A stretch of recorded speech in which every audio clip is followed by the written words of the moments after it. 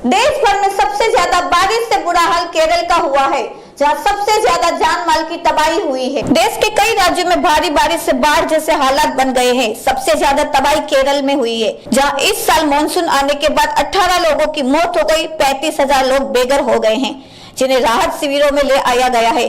घरों में पानी घुसा हुआ है, सड़कें तालाब बन गई है।